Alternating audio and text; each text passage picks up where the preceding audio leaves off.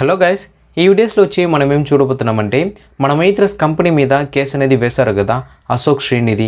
ఈ పర్సన్కి మైత్రస్ కంపెనీలో ఉన్న ఒక మైత్రస్ మెంబర్స్కి ఈ ఇద్దరి మధ్య ఒక కాన్వర్సేషన్ అనేది జరిగింది రీసెంట్గా. ఆ కాన్వర్సేషన్ని యూట్యూబ్లో ఒకరు అప్లోడ్ చేశారు. ఆ కాన్వర్సేషన్ వచ్చి ఓన్లీ తమిళ లాంగ్వేజ్లో మాత్రమే ఉంది.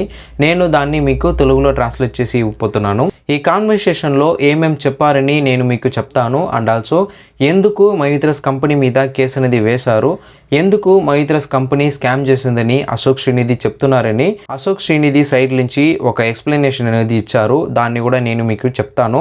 అండ్ ఆల్సో అశోక్ శ్రీనిధి వచ్చి ఏం చెప్పారంటే నెక్స్ట్ ఈ కేసులో ఏమేమి జరుగుతాయని వాళ్ళు ఒక అనుమానం అనేది చెప్పారు. దాన్ని కూడా నేను మీకు క్లియర్గా ఎక్స్ప్లెయిన్ చేస్తాను. మీకు ఈ వీడియోస్ అనేది యూస్ఫుల్గా ఉంటుంది.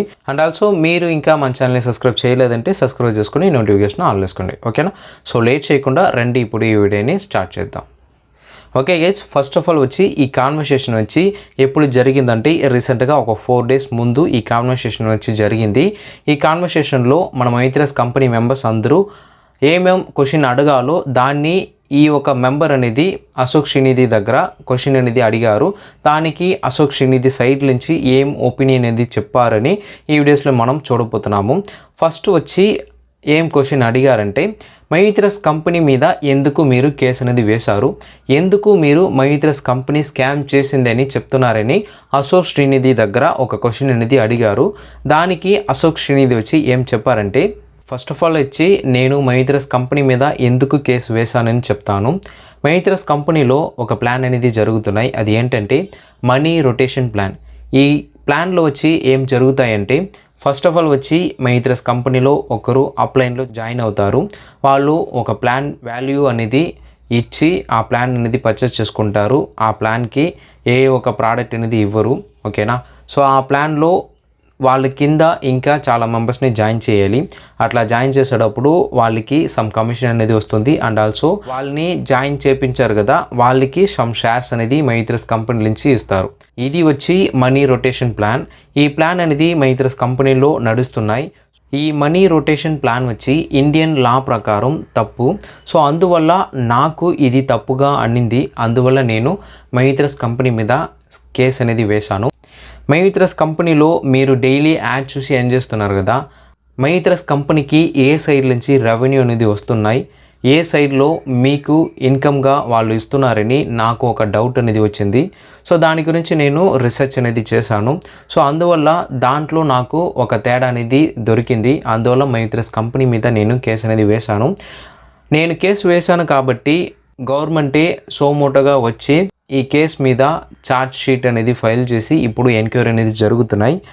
ఎంక్వైరీ చేసిన తర్వాత కంపల్సరీగా నిజమేంటో బయట వస్తుంది. అప్పుడే మీకు నేను ఎందుకు మైత్రస్ కంపెనీ మీద కేసు అనేది వేశానని మీకు కంపల్సరీగా ఒక నిజాయితీ అనేది దొరుకుతాయని అశోక్ శ్రీనిధి వచ్చి చెప్పారు.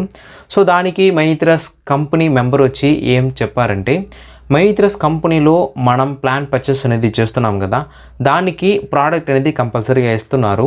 అండ్ ఆల్సో ఎవరు నన్ను కంపల్సరీగా ప్లాన్ పర్చేస్ అనేది చెయ్యాలని నన్ను వచ్చి ప్రెషర్ చేయట్లేదు. నేనే నాకు ఇష్టమైతే నేను ప్లాన్ పర్చేస్ అనేది చేస్తున్నాను. సో ఇది తప్పుగా నాకు అనట్లేదు.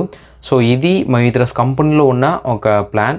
అండ్ ఆల్సో నెక్స్ట్ వచ్చి రీపర్చేస్ అనే ఒక ఆప్షన్ వస్తున్నాయి. దాంట్లో మైత్రస్ కంపెనీకి చాలా రెవెన్యూ అనేది గ్రోత్ అవుతున్నాయి.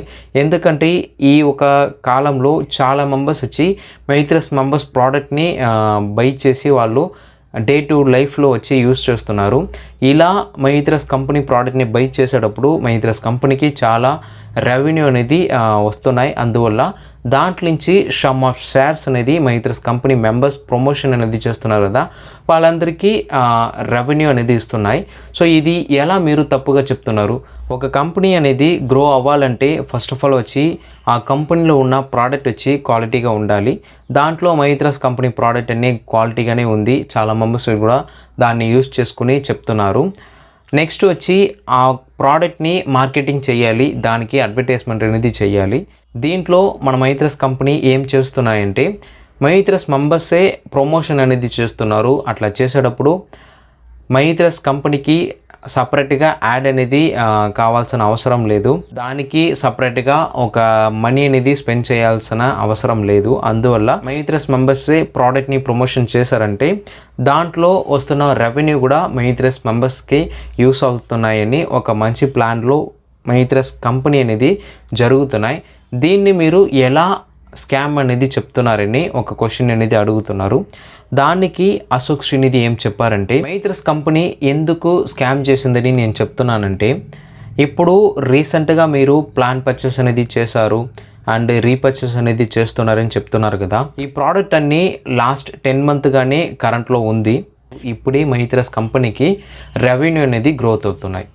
లాస్ట్ 2 ఇయర్స్గా ఈ ప్రోడక్ట్ అనేది లేదు కదా. అప్పుడు మైత్రస్ కంపెనీలో ఎలా రెవెన్యూ అనేది వచ్చింది?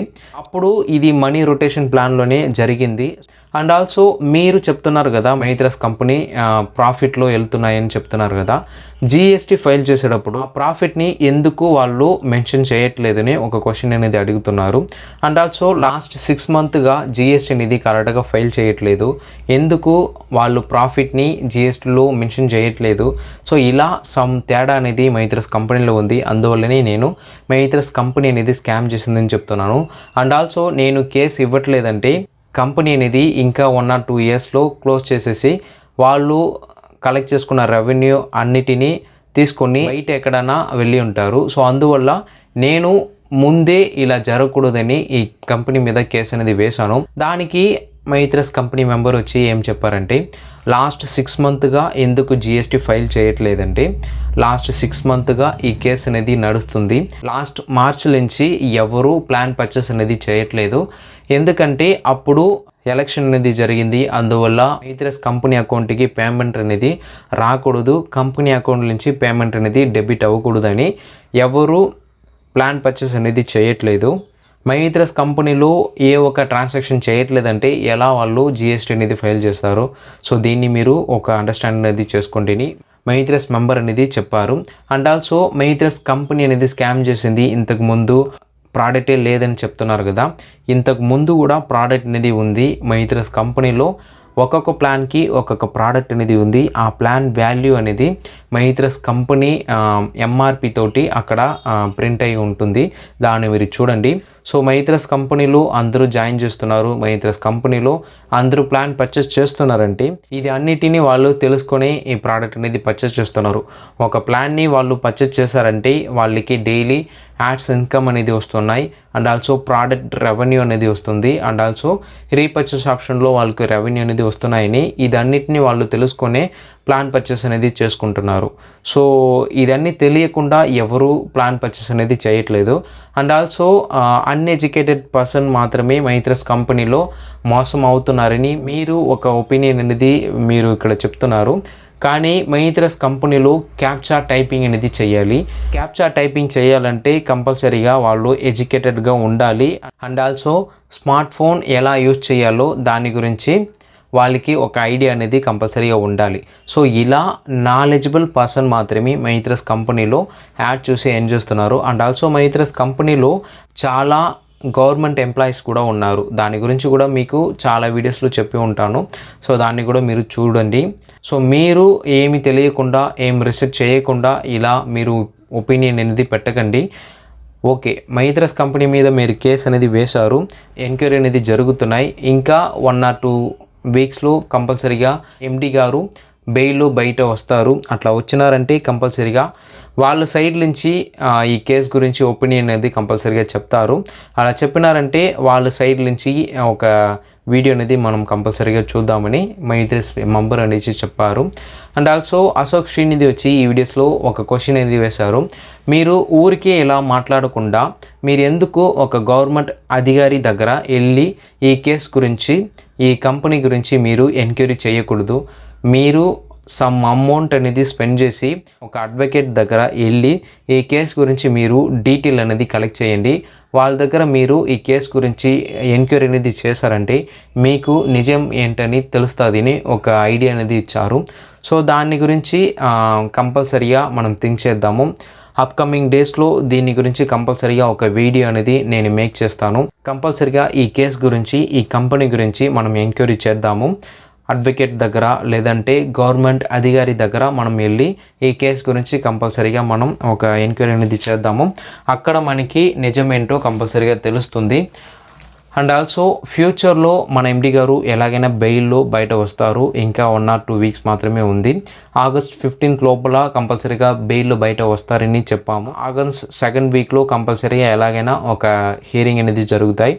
అది ఎప్పుడు అని డేట్ ఇంకా కన్ఫర్మ్ చేయట్లేదు. డేట్ వచ్చిందంటే దాని గురించి చెప్తాను. ఆ హియరింగ్లో మ్యాక్సిమం బెయిల్లో బయట రావడానికి చాలా ఛాన్స్ ఉంది.